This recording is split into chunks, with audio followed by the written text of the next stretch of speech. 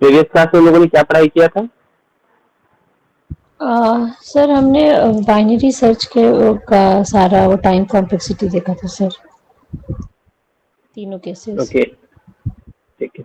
System connect करते हैं, 2-4 minute के अंदर हम स्टार्ट करेंगे और देखेंगे डिफरेंट टाइम कॉम्प्लेक्सिटीज या जो हमारे पास एसिम्प्टोटिक नोटेशंस है, ठीक है, वो क्या चीज है, कहाँ पे यूज होते हैं और इस पे कैसे इवेल्युएट किया जाए। तीन नोटेशन, ऑल्दो एसिम्प्टोटिक नोटेशन हमारे पास 5 तरह के होते हैं, बट यूजुअली हम लोग तीन पे ही कंसंट्रेट करते हैं। ओमेगा है, थीटा है और ओ, बिग ओ नोटेशन है। तो एक अपर बाउंड के लिए, एक लोअर बाउंड के लिए और एक मिड रेंज के लिए बनाया गया है। बट यूजुअली जब आप जैसे हम लास्ट क्लास में भी देख रहे थे, यूजुअली हम लोग टाइम कॉम्प्लेक्सिटीज जब देख रहे थे वो बिग ओ नोटेशन पे ही निकल करके आ रहा था। तो most of the time complexities जो हम लोग इवेल्युएट कर रहे हैं वो बिग ओ नोटेशन पे आता है, but that is not the only case कि हर कोई इवेल्युएट बिग ओ नोटेशन पे ही होगा, ठीक है। तो let me just get connected through my system. Connect होने के बाद हम लोग नोटेशंस को थोड़ा सा देख लेंगे जल्दी से।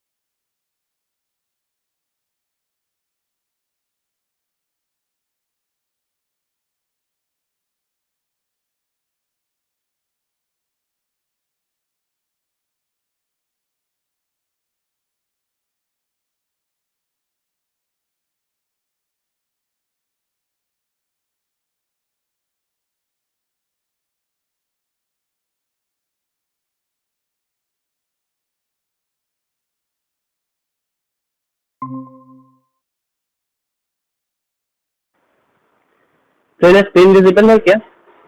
Yes sir. ओके ओके, तो एसिम्प्टोटिक नोटेशंस हम लोग को पढ़ना है और समझना है, ठीक है ना। एसिम्प्टोटिक नोटेशंस बेसिकली होता क्या है? मैथमेटिकल टर्म है। Asymptotic notations basically graph oriented concept के बारे में बात कर रहे हैं। I am sorry for the background noise, हम उसके लिए कुछ कर नहीं सकते अनफॉर्चुनेटली। लेट्स कंसंट्रेट, ठीक है। तो जब हम ग्राफ लोग देखते हैं तो विजुअलाइज अ ग्राफ जहाँ पे ग्राफ राइज कर रहा है और एक राइज करने के बाद सर्टेन पॉइंट के बाद वो एक सर्टेन पॉइंट पे ये कर रहा है, मर्ज कर रहा है, ठीक है ना। तो हम लोगों को पॉइंट ऑफ मर्जिंग पता करना है, या in fact you can take it in a way कि एक पॉइंट, जैसे लोग फिजिक्स में कभी पढ़े होंगे, वो थ्रेशोल्ड वैल्यू या थ्रेशोल्ड फ्रीक्वेंसी कुछ होता है जहाँ से, या एक पोटेंशियल एनर्जी जो किसी एक इलेक्ट्रॉन का होता है, जब उस पोटेंशियल एनर्जी बैरियर को हम लोग ब्रेक डाउन करते हैं, उससे ज्यादा जब उसको एनर्जी मिल जाता है तो वो क्या करता है, वो बाहर निकल जाता है, अपने रिंग से बाहर निकल जाता है या रिलीज हो जाता है। उसी तरह से एसिम्प्टोटिक नोटेशन क्या करता है, एक एल्गोरिदम का, जैसे यहाँ पे क्या बोल रहा है, asymptotic analysis of N algorithm refers to defining the mathematical foundation of its runtime performance based on the input size, ठीक है। ये लास्ट जो बोला, based on the input size, this is all that matters to us, because हम लोग जैसे last class में भी देख रहे थे कि अरे का साइज हम लोग क्या ले रहे हैं, उसके बेसिस पे हमारा एक डिसीजन ये आता है कि अगर कोई बड़ा साइज है अरे का तो बाइनरी सर्च लेना चाहिए। बट अगेन बाइनरी सर्च के साथ कॉम्प्लिकेशन ये आता है कि it has to be sorted. तो अगेन अगर एक बड़ा अरे लेते हैं और अगर वो अनफॉर्चुनेटली अनसॉर्टेड मिलता है, then we are left with no other choice other than to go for linear search. Linear search में जाएंगे तो टाइम ज्यादा लग जाएगा। Then somebody gave us a clue के why don't you sort out your array, पहले sorting technique ला के sort कर लो, then उसके बाद search कर लेना binary search। तो perhaps that would be again, या तो हो सकता है उतना ही टाइम लगे जितना linear search लगा रहा था, या comparatively उससे कम लगा दे। अब इस दो फैक्टर पे जब आकर के बात पहुंची है तो फिर ये देखा गया कि कौन कौन से सॉर्टिंग एल्गोरिथम्स हमारे पास अवेलेबल है और इनमें से कौन सा बेस्ट इस सेट ऑफ डेटा के लिए होना चाहिए जो कि हम लोग को बेस्ट पॉसिबल रिजल्ट दे पाए। बेस्ट पॉसिबल रिजल्ट मतलब क्या, आंसर तो एक्यूरेट देगा ही लेकिन कम से कम टाइम में। हम लोग टाइम कॉम्प्लेक्सिटी पढ़ रहे हैं तो स्पेस कॉम्प्लेक्सिटी के बारे में भी नहीं बात करेंगे कि कितना स्पेस ऑक्यूपाई हो रहा है, बट रादर एक ऐसा कोई भी सॉर्टिंग टेक्निक या एल्गोरिदम जो हमारे पास अवेलेबल है। There are around 6 to 7 sorting algorithms. Each of them are available for different cases and they operate in a different manner. तो इनमें से कौन सा हम सेलेक्ट करें जो कि बेस्ट सूटेड हो मेरे इस डेटा सेट के लिए। तो हमारे लिए अल्टीमेटली या most of the time in C के जो भी एनालिसिस हो रहा है वो it will always be based on the input size of the rather the input size of your program or algorithm, ठीक है ना। तो एक फंक्शन हम लोग को दिया जाएगा, रादर दो फंक्शन यहाँ पे रहेगा, हम लोग इस पे एनालाइज करेंगे। एक फंक्शन एफ ऑफ एन दिया रहेगा जिसको हम लोग को देखना है with respect to a given function g of n, ठीक है। तो ट्राई टू एनालाइज कर लो एसिम्प्टोटिक नोटेशन जब देख रहे हैं, बिकॉज हमने आज पहला सेंटेंस आज क्या बोला कि पॉइंट ऑफ मर्ज हम लोग को देखना है। अगर मैं ग्राफ देख रहे हो, ग्राफ में अगर वो असेंडिंग ऑर्डर में अगर जा रहे या इंक्रीजिंग ऑर्डर में कहीं जा रहा है, आइदर वो लीनियर होगा या फिर एक्सपोनेंशियल ग्रोथ होगा उसमें, मतलब स्लो ग्रो करते करते ऑल ऑफ अ सडन वो सडनली बहुत ज्यादा ग्रो कर गया, ठीक है। लीनियर ग्रो का मतलब क्या, एक ऑर्डर होगा, एक सीक्वेंस होगा जिसमें वो ग्रो कर रहा होगा, लाइक 2 4 6 8 समथिंग लाइक दैट, ठीक है। तो किसी भी तरह का वो ग्रोथ दिखा रहा है, ultimately there is a point of merge, ठीक है। तो वो पॉइंट ऑफ मर्ज जो हम लोग को एनालाइज करना है वो हम लोग का एसिम्प्टोटिक नोटेशन कहलाता है। तो जैसा हम बोल रहे कि 5 नोटेशन हमारे पास आते थे, बट यूजुअली आज के टाइम में हम लोग 3 ही नोटेशन को पढ़ते हैं। In our days we had learned about the 5 notation, big O, small o, omega, theta omega and small omega and theta notation, but यहाँ पे हम लोग क्या बोल रहे हैं, सिर्फ omega notation, theta notation and big O notation है हमारे पास, ठीक है। तो I would like to start with big O notation. There is a reason, हम लोग पढ़ेंगे तो बाद में रियलाइज करेंगे इसको है क्या चीज। ओके, बिग ओ नोटेशन, ठीक है, बिग ओ, ओ एच से उसको लोग प्रोनाउंस भी कर लिख भी सकते हैं, बिग ओ नोटेशन। बहुत कुछ यहाँ पे सेंटेंस है, perhaps this website might always also be available with you at the moment। आपको अगर clearly visibly you can open it on your own system or at the same time just for the reference I have given it, because अभी हमको उतना सारा कुछ लिखना पड़ता है, ग्राफ बनाना पड़ता है, that could have taken a lot of serious time। तो हम लोग टाइम को मिनिमाइज करने के लिए एक रेफरेंस ले रहे हैं। Why I have considered this website? Because this provides the most acute data, accurate data, और एक ऐसा एक्सप्लेनेशन ये दे रहा है जो कि एक टेक्निकल बंदे के पास होना चाहिए। यस, डेफिनेशन सब कोई डेफिनेशन में बहुत ज्यादा चेंजेस नहीं कर सकते, बिकॉज ये मैथमेटिकल बेस्ड डेफिनेशन है, तो इसमें आप बहुत ज्यादा डेविएट नहीं कर पाओगे। ये अगर लैंग्वेज बेस्ड डेफिनेशन होता, yes we could have change the language, but यहाँ पे जो रिलेशन मैथमेटिकल वाला है उसके साथ आप कोई चेंजेस नहीं कर सकते, तो because consider that as a formula, and formula can not be change in within definition. तो अब जितने भी वेबसाइट में, नोटबुक्स में, रेफरेंसेस में देखोगे, सब में डेफिनेशन यही रहेगा ओवर एंड ओवर, ठीक है। तो जब भी इस नोटेशन के बारे में पूछा जाएगा आपसे, try to give the answer with this graph also. This graph also holds too much of an importance. Now, तो ये बोल क्या रहा है, इस यहाँ पे एक डेफिनेशन दिया हुआ है, उस पे आने से पहले हम इस डेफिनेशन को थोड़ा सा मिनिमाइज करना चाहेंगे। I'll just speak it out for you. So there are two functions f of n and g of n. For big O notation, it is saying that a function f of n is said to be or equal to big O of g of n. So big O is some notation which is of the order of gn. It will be equal to given function f of n when if and only if, ठीक है, if and only if, मतलब ये एकदम strict bounded है कि इतना condition fulfil होना चाहिए तभी वो बिग ओ के क्राइटेरिया को सेटिस्फाई करेगा। तो if and only if the given function f of n is less than or equal to, ठीक है, mind it is less than or equal to c dot g of n, ठीक है, यहाँ पे भी वही चीज लिखा हुआ है। I'll try to mark it out, this one, fn is less than equal to c dot g of n for some value of c which is greater than 0 and for all n which is greater than equal to n0,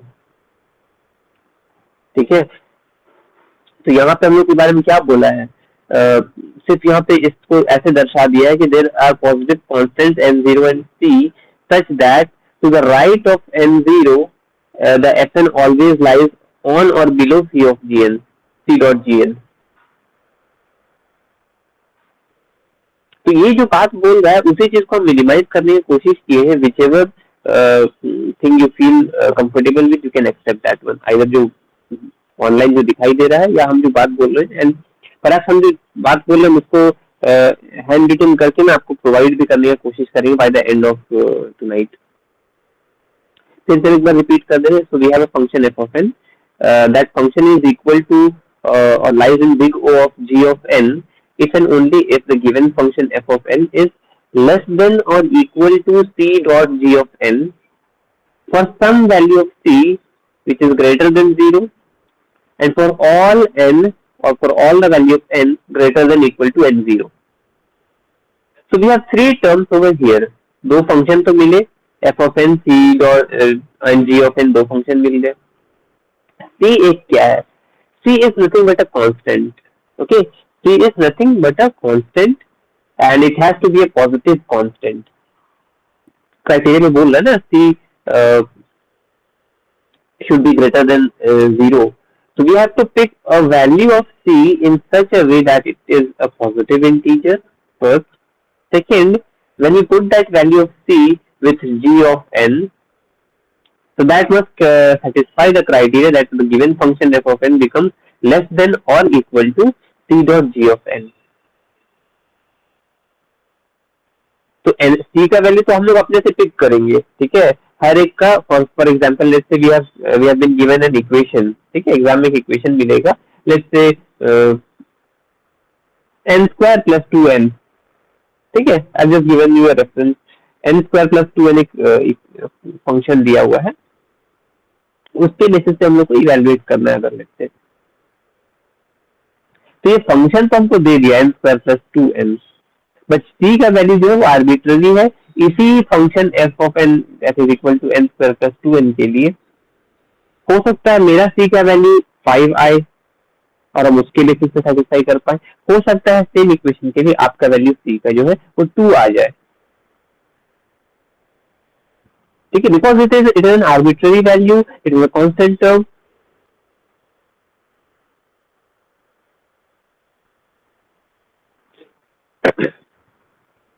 ठीक है, it is an arbitrary value, it is a constant term, it can be picked or it has to be picked by the user itself, and it has to be a positive integer that satisfies the condition.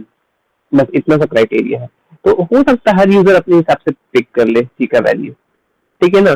There is no boundation to that, बस वो criteria fulfil करना that it should be a positive integer. Next term is for all n greater than equal to n0. अब ये n और n0 क्या है, तो n का वैल्यू तो हम लोग ग्रोथ रेट में देखेंगे कि what value can we give to the n. जैसे फॉर एग्जांपल हम बोले ना अभी n स्क्वायर प्लस 2n, तो what value of n am I giving, किसके बेसिस पे ये इवैल्यूएट कर रहा है. क्या n का वैल्यू पहले से दिया हुआ होगा या हमको ग्रेजुअली उसको बढ़ाना है, या किस तरह से चलना, भी ढूंढ लो. Also shall we only consider one value of n, ठीक है, क्योंकि यहाँ पे हम लोग को बोला c का for some value of c के कुछ वैल्यूज के लिए सेटिस्फाई करना चाहिए. c के हर वैल्यू के लिए सेटिस्फाई करे वो इक्वेशन या वो फंक्शन, वो मैंडेटरी नहीं है. What mandatory is that for any value और few values of c, if that satisfies it's perfectly all right. You don't have to, और rather you can not satisfy for all the value of c, ठीक है ना. आप हर value of c के लिए satisfy नहीं कर पाओगे, लेकिन for all value of n, whatever value you are picking, so there must be a set of values which we will pick for n. It should satisfy the criteria that n is always greater than equal to n0. What is n0? n0 के बारे में तो कुछ बोल नहीं रहा है. See the diagram. Perhaps that's why I mentioned कि diagram हमारे लिए important है. If you see the graph, diagram नहीं है बोल रहे, graph देखना चाहिए. तो दो फंक्शन वहाँ पे दिया हुआ है, एक f of n है, n एक है c dot g of n.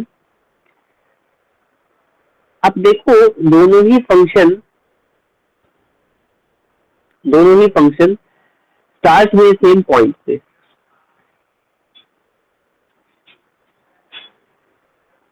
ठीक है, दोनों ही फंक्शन स्टार्ट हुए सेम पॉइंट से. बीच में कहीं f of n ग्रो किया, c dot g of n उस टाइम पे डिप किया, फिर एक पॉइंट आया जिसके beyond c dot g of n हमेशा f of n के ऊपर रहा, है ना. एंड परहैप्स ये डेफिनेशन का लास्ट लाइन भी वही बोल रहा है, ऑलवेज लाइज ऑन और below c dot g of n. मतलब हमारा फंक्शन जो है हमेशा छोटा होना चाहिए from c dot g of n.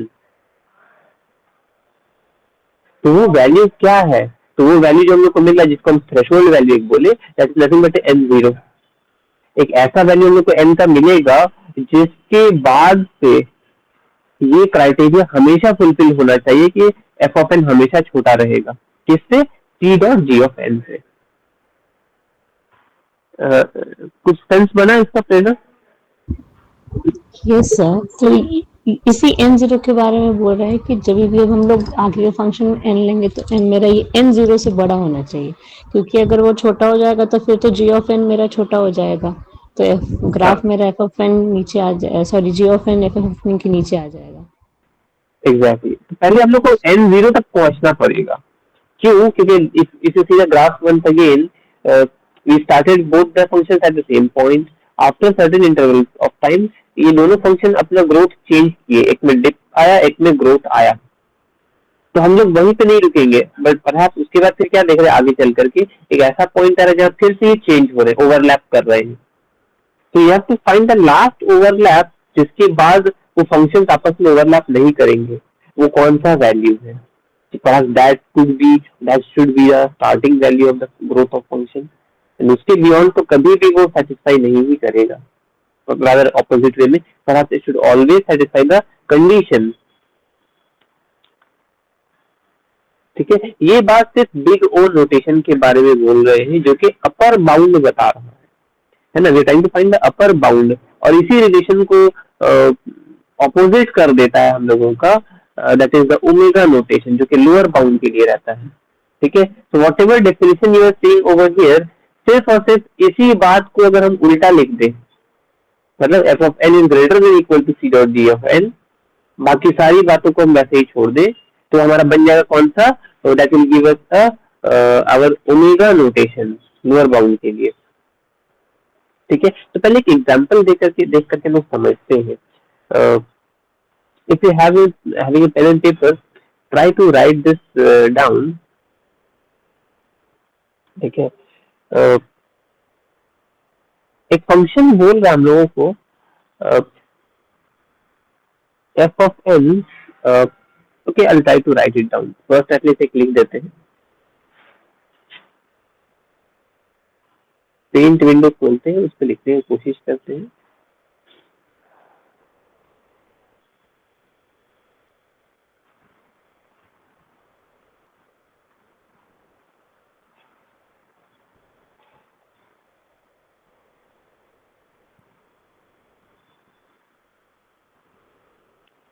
Algorithm के पेपर में भी ऑलवेज एक्सपेक्ट कि ये क्वेश्चन एक आना चाहिए, एंड यूजुअली आता भी है, जो कि या तो एसिम्प्टोटिक नोटेशन के बारे में पूछ देता है, तो वो तीनों ग्राफ और डेफिनेशन मांग देता है लॉन्ग क्वेश्चन में, या फिर हम लोग को एक न्यूमेरिकल या फंक्शन बेस्ड प्रोग्राम दे देता है, बोलता है इसको प्रूव करने के लिए कि ये इस नोटेशन को बिलोंग करता है। And perhaps I would try to give you an example जो कि तीनों ही कंडीशन को या तीनों ही क्राइटेरिया को फुलफिल करता हो। उससे क्या होगा, हम लोग को समझ में आ जाएगा। I could have taken 3 different separate function, ठीक है ना, और उससे हम एक्सप्लेन करके एक एग्जांपल बता करके चले जाते, बट उसमें क्या लगता है कि ये तो 3 सेपरेट फंक्शन लिए थे, अगर एक ही फंक्शन पे इवेल्युएट करते तब तो हमको फर्क समझ में आता ना कि उसमें क्या हुआ, इसमें क्या हुआ, नेक्स्ट वाले में क्या हो रहा है। तो कोशिश ये करेंगे जितना आज टाइम परमिट करता है, जहां तक हम लोग जा सकते हैं, एटलीस्ट 2 नोटेशन हम लोग कवर अप करने का आज कोशिश करेंगे। ओके, तो इन प्रेजेंट करते हैं फिर से।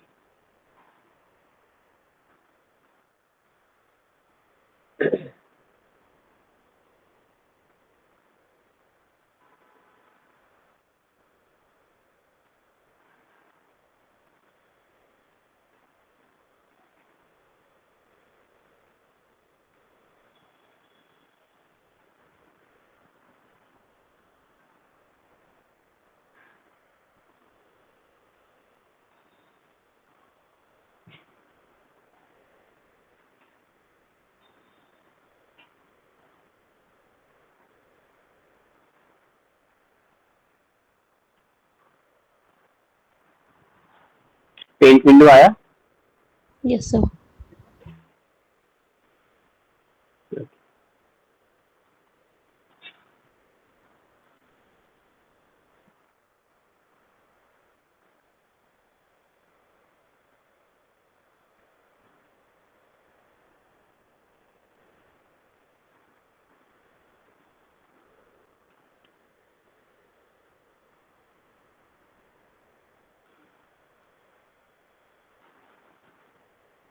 हम एक क्वेश्चन लिख रहे हैं, पर आपके क्वेश्चन पूरा स्टेटमेंट पर हम नहीं लिख रहे हैं, पहले हम रिलेशन समझ ले फंक्शंस के बीच में क्या बोलता है। तो let's say we have been given,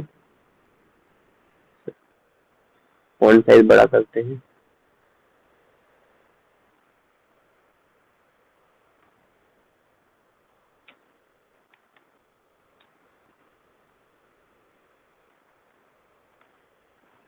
एक फंक्शन है f of n is equal to n square ठीक है, पैरेलल आई सजेस्ट आप भी लिखते जाओ कॉपी में, आसान होगा समझने के लिए। एन स्क्वायर है, n square. And another function that has been given to us, that is g of n, which is equal to 2 to the power n। ठीक है, 2 to the power n। तो f of n g of n according to definition हम लोग के पास आ गया है, दो चीज किया हुआ है। प्रूव क्या कर रहे हैं कि that the given function is of the order of big O of n। ठीक है ना, बिग O ऑफ n या big O of n square, which ever it may be the criteria. ठीक है, हम लोग को वो एक रिलेशन ये फाइंड आउट करना है, that is the value of n which is greater than equal to n0, a value of c which is always a positive integer, and that when combined with g of n satisfies the equation of big O notation। ठीक है, इसको कैसे solve करेंगे? बहुत सारे लोग usually, students usually क्या करते हैं, हिट एंड ट्रायल मेथड पे चले जाते हैं कि 3-4 वैल्यू हम रैंडमली चेक करेंगे, उसमें तो हमको पता चल ही जाएगा कि कौन सा है। अगर आसान क्वेश्चन रहता तो यूजुअली हाँ 3-4 हिट पे क्लिक्स पे पता चल जाता है, बट अगर नहीं है ऐसा तो फिर आप हिट एंड ट्रायल मेथड करते रहो, रिजल्ट नहीं देगा। इसका मैं सिंपल सॉल्यूशन आज देखेंगे क्या। ठीक है, थोड़ा सा यहाँ पे इसको आगे शिफ्ट कर रहे हैं और यहाँ पे हम एक तो 3 कॉलम हमने खड़ा किया, let's say n, n square and 2 to the power n। ठीक है, where n square is related to the function f of n and 2 to the power n is related to the function g of n। हम लोग n का value क्या लेंगे, है ना, यही हम लोग का सवाल है। What I would suggest is we start with the value of n as 1, then take the value of n as 2, 3, 4, 5, 6, 7, 8। ठीक है, इतने तक चलते हैं, बिकॉज वी डोंट नो कि कैसा ग्रोथ देकर के जाएगा। 2 to the power n है ना, 2 to the power n तो एक बहुत बड़ा वैल्यू हो सकता है हमको वहां पे मिल जाए। हम लोग छोटे वैल्यू से स्टार्ट करें, 1 से पॉजिटिव रखना था, और वहां से हम 8 तक अभी आए हैं फिलहाल, क्योंकि हम लोग फर्स्ट टाइम बना रहे हैं, तो हम लोग को एटलीस्ट बेसिक से ही स्टार्ट करना चाहिए पहले। Once you get hold of that, आप अपने से अपने एक कैसे वैल्यू पिक करोगे, that will be on you. Okay, so tell me, अगर हम n का ये सारा वैल्यूज ले रहे हैं, what would be the value of f of n and g of n? आप सॉल्व कर लो फिर मुझे बताना। ओके।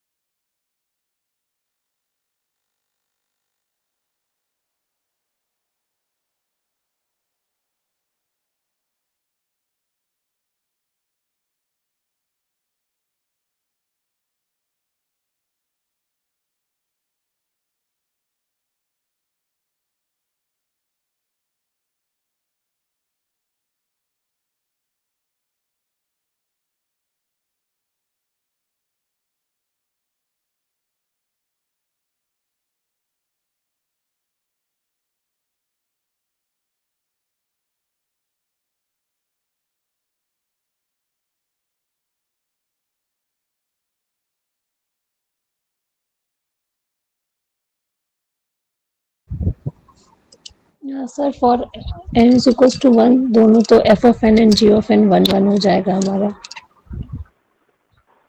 कैसे? एक n स्क्वायर, एक 2 to the power n है। ओ सॉरी सर, 2 होगा। सॉरी सॉरी, हाँ, 1। हाँ, f ऑफ n के लिए मेरा 1 होगा एंड g ऑफ n के लिए मेरा 2 होगा। ओके, एंड आपने पूरा कंप्लीट कर लिया 8 तक? Yes sir. Okay, just give me a moment।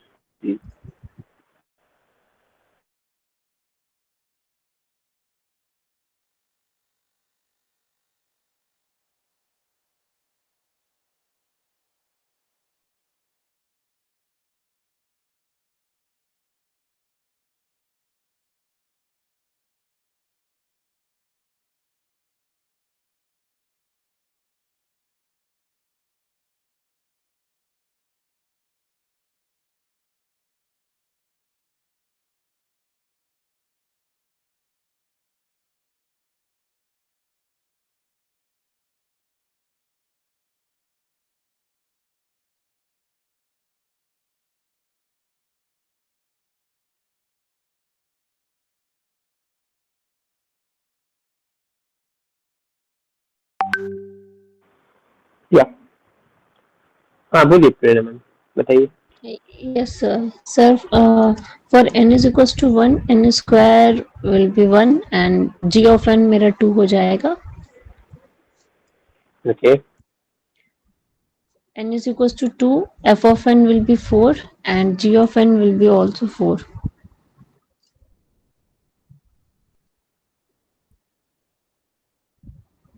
3 के लिए sir f of n 9 and g of n 8. Then 4 के लिए सर 16 16.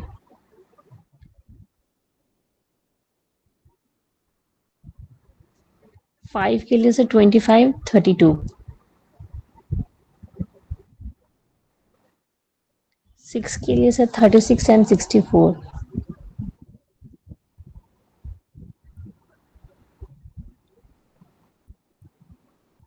7 के लिए सर 49 and 128.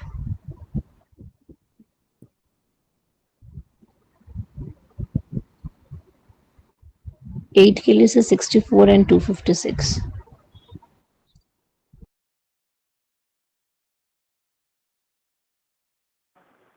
फाइन, ठीक है। तो ये डेटा हम लोग इतना इवेल्युएट कर पाए हैं, ठीक है। अब देखते हैं क्या, ठीक है। तो हम लोग को क्या क्या देखना है, इससे हम क्या डेटा इवेल्युएट कर सकते हैं, सॉरी जैसे हम क्या डेटा इवेल्युएट कर पा रहे हैं। हम लोग को जो फंक्शन के बारे में बोला गया कि given function F of N, given function F of N क्या बोला इसके बारे में हम लोगों को, it should be less than और equal to C dot ji of N. तो अब सी का तो यहाँ पे कहीं जिक्र नहीं उठा है, ठीक है। हम लोग एफ ऑफ एन और जी ऑफ एन के बीच में रिलेशन देख रहे हैं। फॉर वैल्यू ऑफ एन क्या ये बात हमारा ट्रू हो रहा है, ये क्राइटेरिया फुलफिल हो रहा है फ्रेंड?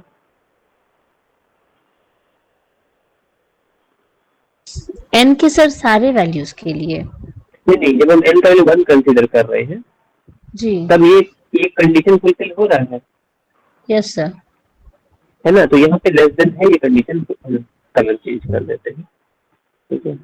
हाँ, तो पहले वाला भी जो है ये लेस देन है, ये कंडीशन फुलफिल कर रहा है। ये इक्वल टू है, ये भी कंडीशन फुलफिल कर रहा है। लेकिन यहाँ पे क्या हो रहा है, ये ग्रेटर देन हो जा रहा है ना। ये कंडीशन को सेटिस्फाई नहीं कर रहा है। तो यहाँ तक जो हम रिलेशन देख रहे हैं ये डिससेटिस्फाई कर गया। I can not take the value of n as 1 2 और 3 बिकॉज उसके बाद वाले क्राइटेरिया को फुलफिल नहीं कर रहा है। Why? It has been said कि एन का value for all value of n it should be greater than equal to n0 and we are trying to find our n0 right now.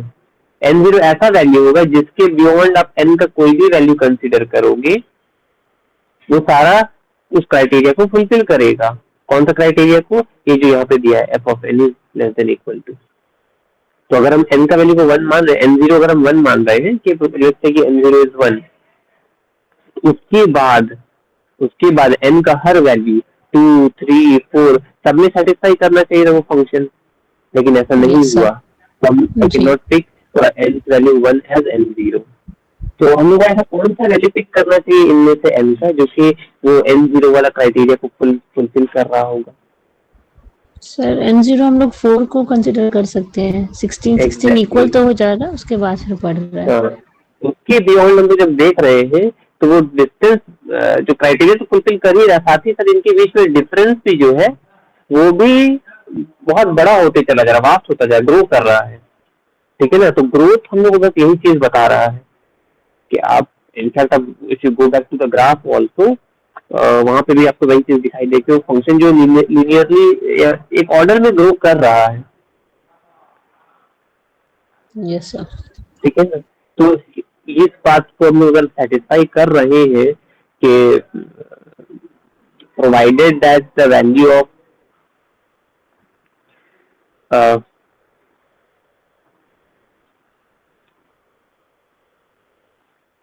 Sorry, तो n का value हम लोग को जो यहाँ पे मांग रहा है n greater than equal to n0, n0 value is 4,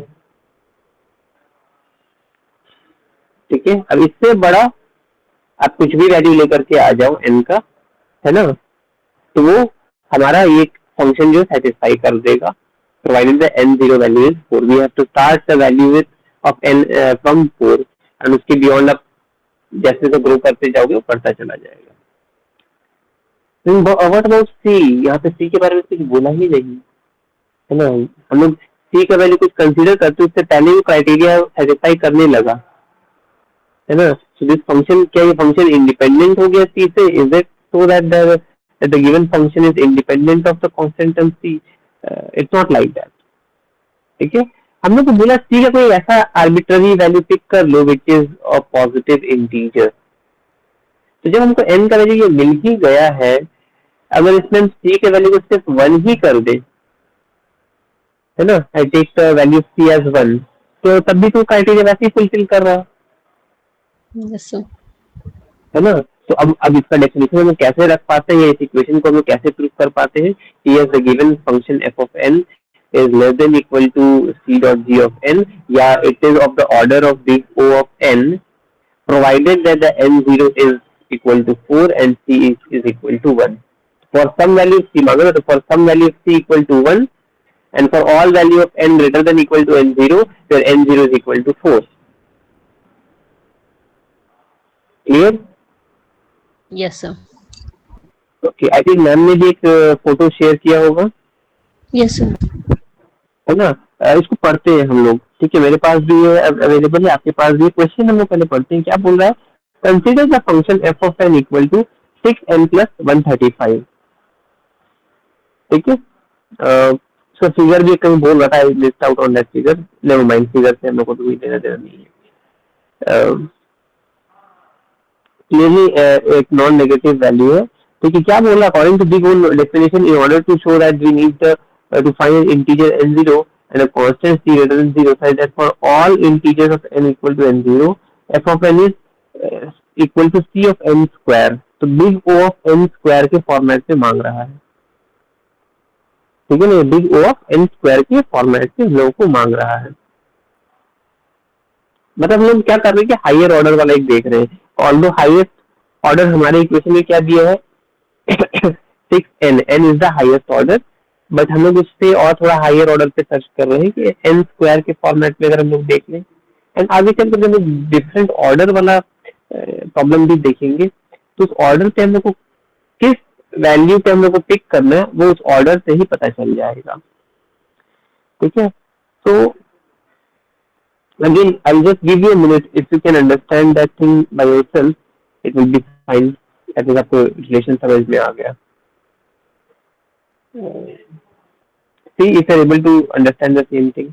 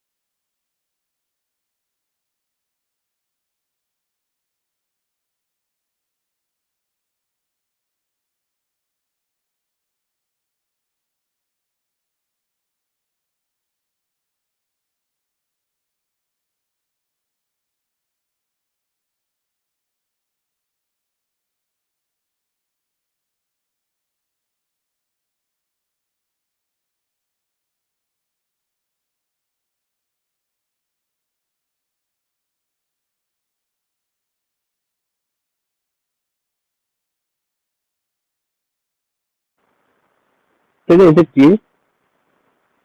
हाँ यस सर, ये जितना सॉल्व किया बस ये जब n0 का वैल्यू मेरा 15 निकल गया, ये तो क्लियर है सर। फिर जो लिखा हुआ है hence f of n is equals to big O of n square, जी। तो यहीं पे सर जैसे f of n, थोड़ा सा वही नहीं समझ में आ रहा है कि बिग ऑफ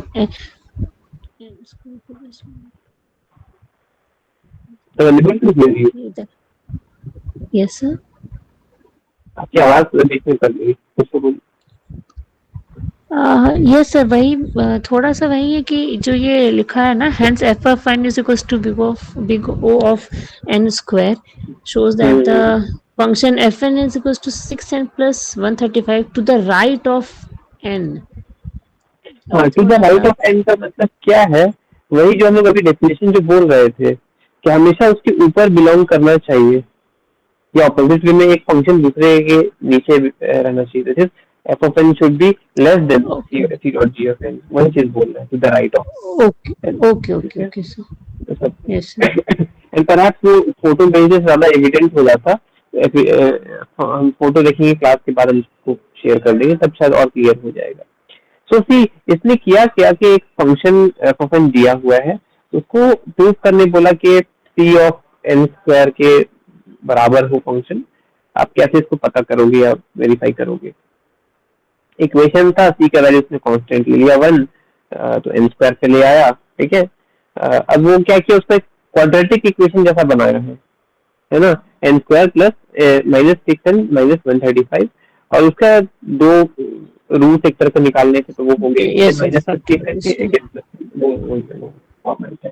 तो एक तो नेगेटिव टर्म में हमारा चला जा रहा है, और एक हमारा जो n+9 वाला है वो हमेशा पॉजिटिव रहेगा। Whatever value of n we pick, n का वैल्यू तो हमेशा हमें पॉजिटिव पिक करना है, तो ये हमेशा ग्रेटर देन इक्वल टू 0 रहेगा। उसके बेसिस से दूसरे वाले को उसने नलीफाई कर दिया। तो n0 का वैल्यू यहाँ पे क्या बोल रहा है, अगर हम 15 कंसीडर करते हैं, ठीक है, तो उसके बियॉन्ड में हमें क्या मिल रहा है कि एफ एन हमेशा जो रहेगा सी ऑफ एन स्क्वायर के बराबर रहेगा। तो परहैप्स क्या हम लोग अपने जिस टेक्निक से जा रहे थे उससे अगर जाते, जैसे 1 2 3 4 5 6 7 8, तो हमें क्या ज्यादा समय लगता पिक करने में, या ये ज्यादा बेहतर तरीका एफिशिएंट वे है एनालाइज करने का? तो वो जो इवेल्युएट कर रहा है, जैसे हम और आप कर रहे हैं, तो हम लोग के ऊपर डिसाइड करना, हर एक का अपना पर्सपेक्टिव है। If I like this gradual way कि हम हर वैल्यू को रख के टेस्टिफाई करेंगे, I have sufficient amount of time, I will start doing in this manner. But perhaps ये हर इक्वेशन के लिए नहीं, ये छोटा इक्वेशन था इसलिए हम लोगों ने टेस्टिफाई कर दिया। ये जो एक दे दिया 6n plus 135, तो यहाँ पे इससे बड़ा वैल्यू कभी हम लोग को मिल जाए तो उस पर भी हम लोग को उस तरह से टेस्टिफाई करना अगर पॉसिबल है then go for it, otherwise इस तरह से हम लोग को डिवाइड करना पड़ेगा या उस इक्वेशन को ऐसे क्वाड्रेटिक इक्वेशन में या किसी एक फॉर्मेट में तोड़ना पड़ेगा, और उसके बेसिस पे हमको वैल्यूज मिल जाएंगे। तो भी clear? Yes sir.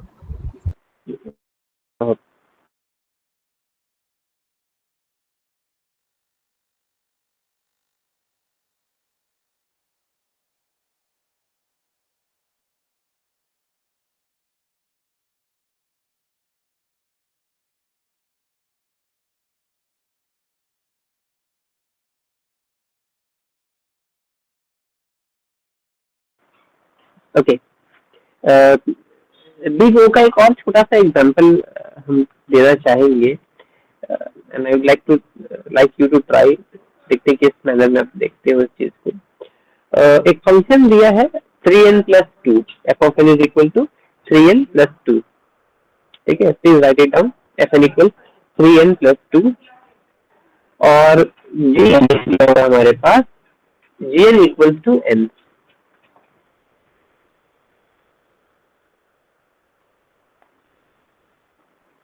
Got it? Yes sir. ठीक है, अब हम कोई फाइंड आउट करना है कि given function F of n जो है वो बिग ओ एन के फॉर्मेट में है। ठीक है, इस चीज को वेरीफाई कैसे कीजिएगा, तो ये वैल्यूज हमको दिया हुआ है, f of n and g of n दिया हुआ है। So I need you to find out the n0 value and c का बेस्ट वैल्यू जिसके बियॉन्ड ये सही हमारा जाता जाए। Let's see. try it out. Okay.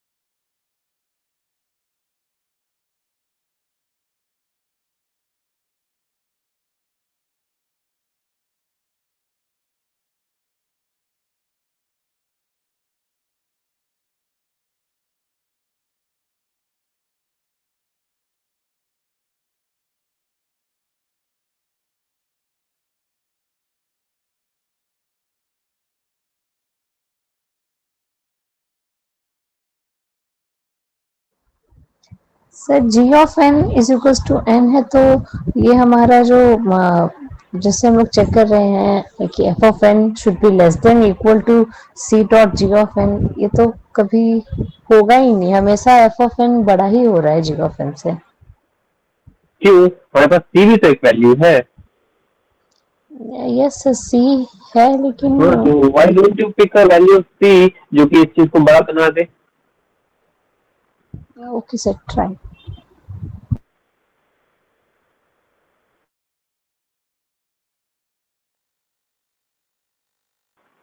I'd like to give you a hint. Let's say if I pick the value of c as 5, है ना, तो 5 into g of n आप करते जाओ, ये ठीक सेटिस्फाई करेगा?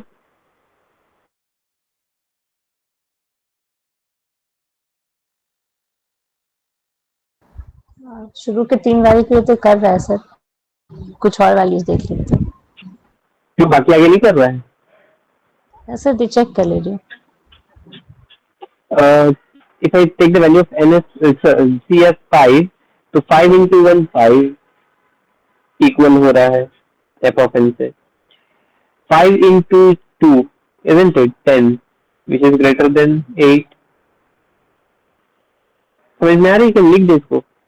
नहीं सर, समझ में आ रहा है, मैंने 3 तक सर काउंट मतलब सॉल्व किए हैं, तो वही चेक कर रहे हैं कि कब तक। हाँ, अगर n का वैल्यू हम 1 ले रहे हैं एंड c हम लोग 5 लिए हुए हैं, तो मेरा f ऑफ n 5 हो रहा है एंड g ऑफ n भी 5 हो रहा है। अगर 2 ले रहे हैं देन ये 8 हो जा रहा है और ये 10 हो जा रहा है। हाँ, 3 में मेरा इधर 11 इधर हो जा 11 रहा है। है और हाँ, 15। 4 में फिर मेरे पास 14 20। तो अगर हम लोग 5 ले रहे हैं तो ग्रेजुअली मेरा जी ऑफ एन मेरा हमेशा वो बड़ा ही रह रहा है इससे। अगर हो 5 गया और भी क्या? लेते तो यस सर, यस अब यस। हम लोगों ने छोटा वैल्यू लिया 5, आप 100 भी ले लेते तो कोई किसी कंप्लेन नहीं होता, why have you selected n c value as 100? भाई कांस्टेंट टर्म लेना था, कोई एक वैल्यू लेना था, I have taken a value. हाँ सर, वही मेरे को कंफ्यूजन था कि कहीं ऐसा ना हो कि मतलब एन का वैल्यू अगर मेरा बहुत बड़ा हो जाए तो जी ऑफ एन कहीं मेरा कांस्टेंट टर्म ले रहे हैं, अगर वैसा सेलेक्ट कर रहे हैं कि जी ऑफ एन कहीं जाके छोटा हो जाए। वही। हाँ, मैं इस इक्वेशन को देने के पीछे रीजन यही था, बिकॉज हमें पहला इक्वेशन जो सॉल्व किए और इसमें भी जो देखिए उसमें क्या क्या सी को हम लोगों ने नलिफाई कर दिया, है ना। सी को हमने कांस्टेंट 1 ले लिए, एक ऐसा वैल्यू जिससे कोई चेंजेस नहीं आ रहा था, इम्पैक्ट नहीं कर रहा था। बट ये एक यस सर। इक्वेशन ऐसा बैठा जिसमें हम एन का वैल्यू कुछ भी ले लें तो अब हमेशा ऐसा कहीं बड़ा रह रहा था जी ऑफ एन से, तो वहां पे हमारी डिपेंडेंसी कांस्टेंट टर्म पे आया कि सी का एक ऐसा वैल्यू लिया जाए जो कि हमारे फंक्शन को बड़ा बना दे as F of N. Yes sir, तो सर यहाँ मेरा एन जीरो का वैल्यू तो मेरा 1 ही हो जा रहा है, क्योंकि फर्स्ट पोजीशन पे ही हमारा इक्वल जा रहा है, उसके बाद तो यस एग्जैक्टली, व्हाट इज, समझ में आया रिलेशन? Yes sir. ठीक है, और परहैप्स ये सब तो आसान से समझाने के लिए फर्स्ट डे के हिसाब से सही था। थोड़ा सा आपको खुद से इक्वेशन और खोजना पड़ेगा, और कम से कम बिग ओ का एटलीस्ट 3-4 इक्वेशन और खोज करके सॉल्व करके try to share it with me. Okay sir. ठीक है. हाँ, जितना सॉल्व करेंगे. आई डोंट नो कि बाकी ये सब चीज पूछता है या नहीं. परहैप्स पूछना चाहिए.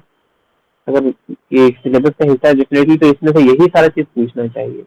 नेवर माइंड, 5-10 मिनट और थोड़ा देखते हैं. ठीक है, एक और नोटेशन देख लेंगे. क्या बोलती हैं आप? Yes sir. Okay. We'll go back to again the asymptotic notation. इसके वाले में जाएंगे.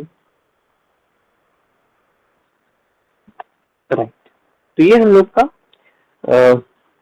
नोटेशन एक दे दिया. हम लोगों ने बिग ओ नोटेशन देखा. ओमेगा नोटेशन कहीं पे होगा.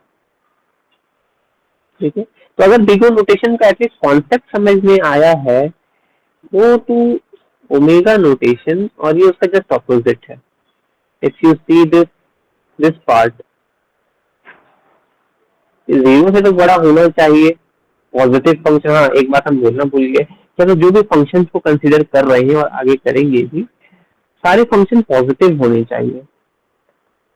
नेगेटिव फंक्शंस के लिए एसिम्प्टोटिक नोटेशंस इवैल्यूएट नहीं करना है हम लोगों को.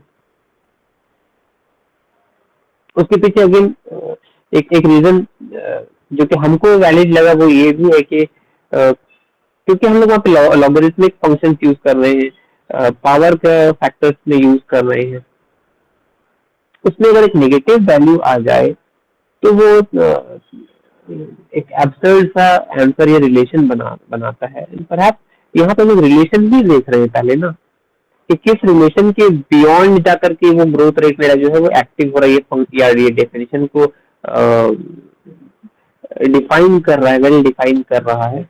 वो हम लोग खोजने की कोशिश कर रहे हैं इन कैलकुलेशंस के थ्रू. अब सवाल ये भी आता है, हम जब बच्चों को पढ़ाते हैं तो कोई कभी पूछा भी नहीं है, हम ये सामने से खुद से ही इस चीज को प्रेजेंट करना चाहते हैं कि सर ये इससे पता क्या चला हम लोगों को, ये जो आंसर निकल करके आया इससे पता क्या चला हम लोगों को. तो कोई भी स्टूडेंट इसका एक्यूरेट आंसर दे नहीं पाता है. एक बार हम लोग पहले का रेफरेंस लेते हैं तो वहां बताते हैं कि इतना यूनिट टाइम लगा होगा रेफरेंस फॉर एग्जांपल, तो ये एनालिसिस करना चाहिए या इस तरह से इवैल्यूएट करने से ये आंसर निकला, तो ये एल्गोरिथम बेस्ट सूटेड. बट हम लोग कहीं पे भी इस चीज को सेटिस्फाई इस नोमेनक्लेचर के फॉर्मेट में नहीं कर पा रहे हैं कि इसका क्या रिलेशनशिप है हमारे एनालिसिस के साथ. तो इस बात को समझाना या प्रूव करना थोड़ा सा कॉम्प्लिकेटेड या इनकम्प्लीट इसलिए भी हो जाता है बिकॉज ये बात जो है इसमें हम लोग सिस्टम का कंफिगरेशन को कंसीडर नहीं करते हैं. Perhaps if you go back and read the books of algorithm, तो वहां पे टाइम एंड स्पेस कॉम्प्लेक्सिटी के लिए बोला गया है कि आपका जो हार्डवेयर इंफ्रास्ट्रक्चर है, हार्डवेयर कंफिगरेशन है, उसको अकाउंट में नहीं लेना है. But how can I not take my hardware configuration into consideration, because हम जिस चीज को इवैल्यूएट कर रहे हैं वो तो मेरे सिस्टम पे ही हो रहा है ना. And we don't have any idle system. Same program को रन करने के लिए हो सकता है मेरा सिस्टम थोड़ा डिले रिस्पॉन्स करे, हो सकता है आपका सिस्टम बहुत ही फास्ट हो. I'll take an example of i7 processor and i3 processor. I take an example of an 1 TB SSD and a 500 GB hard disk drive. I take an example of 16 GB RAM and 4 GB और 6 GB RAM से. तो hardware में तो changes आया तो performance में भी changes आ गया. Yes sir. है ना. तो इस चीज को इसलिए हम लोग क्या बोलते हैं, सिर्फ ऑन पेपर हम लोग इवैल्यूएट करके छोड़ देते हैं, इसको टेस्टिफाई हम लोग नहीं कर पाते हैं. ठीक है. तो आगे बढ़ते हैं. तो ये जो हमारा अपर बाउंड दे रहा था बिग ओ नोटेशन, ओमेगा या बिग ओमेगा नोटेशन जो हमारा आता है वो क्या कहता है, लोअर बाउंड देता है. If you see the graph, it's just the opposite of what we had in big O notation. F of n इस बार राइज कर गया है above c dot g of n. बाकी sir. सारी बातें वैसे ही रह गई हैं। तो इफ आई से यू, और बात हम यहीं पे खत्म कर पाएंगे, बात अगर समझ में आ गई यहाँ पे। सेम इक्वेशन जो हम सबसे पहले फॉर्मेट में लिए थे, what was the equation? Consider f of Sir, n f as of n n square n square, g of and n g of n as is 2 to the power n। 2 to the power n. ठीक है, तो इसी का हम लोग को क्या करना है, हम लोग को ओमेगा नोटेशन प्रूव करना है कि ये फंक्शन एफ ऑफ एन जो है ये बिग ओमेगा ऑफ एन के फॉर्मेट में आता है, इसको प्रूव करना है। तो जिस तरह से हम लोग थीटा नोटेशन को प्रूव कर पा रहे थे, सॉरी बिग ओ नोटेशन को प्रूव कर पा रहे थे लेस देन लेकर के, वैसे हम लोग को वही चीज फिर से चलाना है, इस बार ग्रेटर देन करके प्रूव करना है। First point, Yes, sir. ठीक है। तो I leave it here in this point, कि आप इसको इवेल्युएट करके सॉल्व करके वापस से मैम के थ्रू हमको आंसर आज भेजिए, एंड सब कुछ सही रहा, ऑल ओके रहा, तो फिर दोनों का 5-5 क्वेश्चन सेम या डिफरेंट इक्वेशंस पे सॉल्व करने की कोशिश कीजिए। If you want I will provide you the problems also to solve. अगर आपके पास प्रॉब्लम्स ऑनलाइन मिल जाता है, जो सॉल्व एग्जांपल है उससे भी ट्राई कर सकते हो आप, ठीक है। We don't have to worry about it. Solve examples को लेकर के, और जो नहीं समझ में आए try to share it with me, ताकि हम उसको नेक्स्ट क्लास में डिस्कस कर पाए कि इवैल्यूएट कैसे हुआ या कहाँ फंस गए हम लोग। क्लियर है?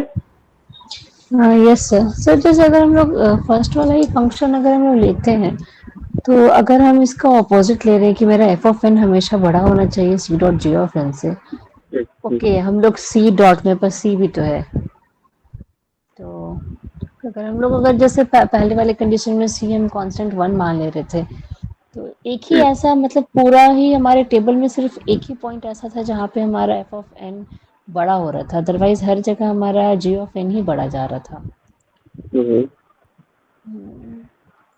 तो ये तो बढ़ता ही, मतलब ये तो ऑपोजिट में चला जाएगा, तो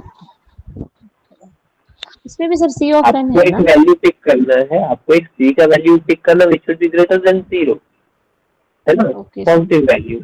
if I take G 1/2, C का वैल्यू अगर 1/2 ले लेते हैं,